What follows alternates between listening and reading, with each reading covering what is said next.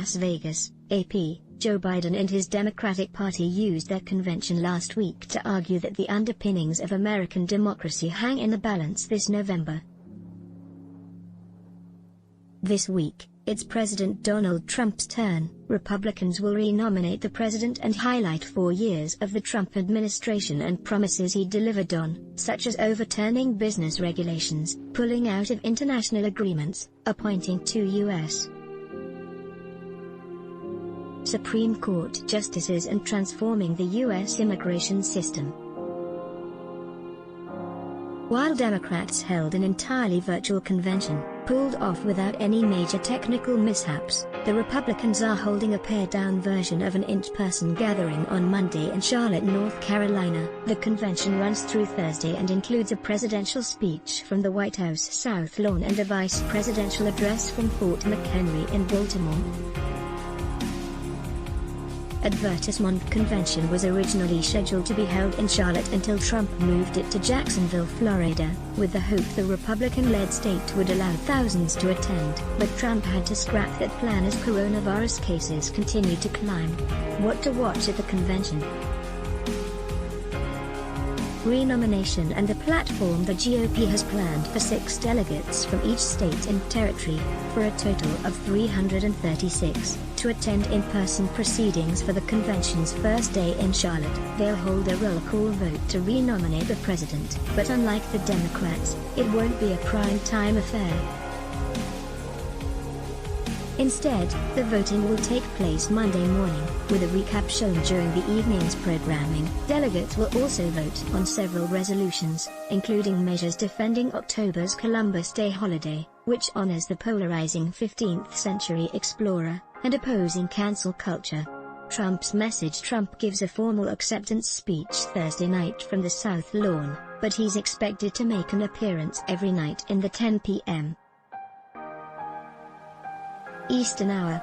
It's unclear to what extent he'll make remarks, but Monday's theme, Land of Promise, highlights how Trump helped renew the American dream. Speakers are likely to renew Trump's focus from last week, drawing contrasts with his Democratic opponent and portraying Biden as an ineffective career politician and a puppet of the radical left, aligning him with progressives like New York Rep. Alexandria Ocasio-Cortez. While Democrats repeatedly mentioned the impact of the virus and hammered Trump's response to it, expect Republicans to defend the president on the issue but feature it less prominently.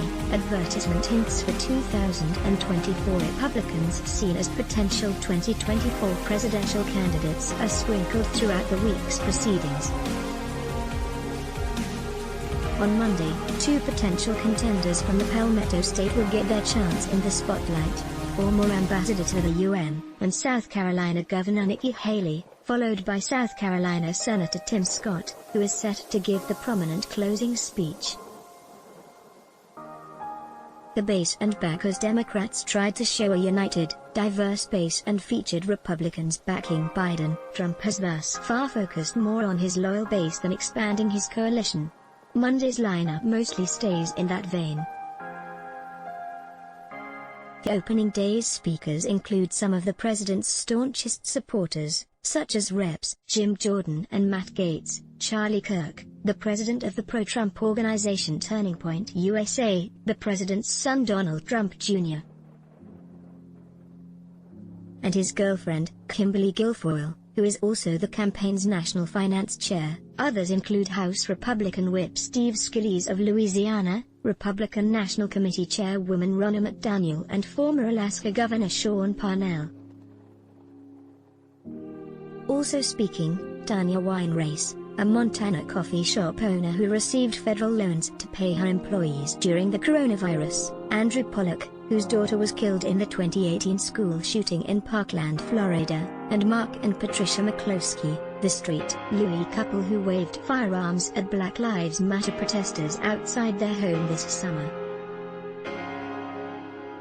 After Democrats pointedly included Republicans during their convention, Republicans had one slated to speak Monday. Vernon Jones, a Democratic former state lawmaker from Georgia who resigned from office in April after breaking with his party and endorsing Trump. WHO won't be there. Democratic convention featured every living Democratic president and the party's 2004 presidential nominee, John Kerry.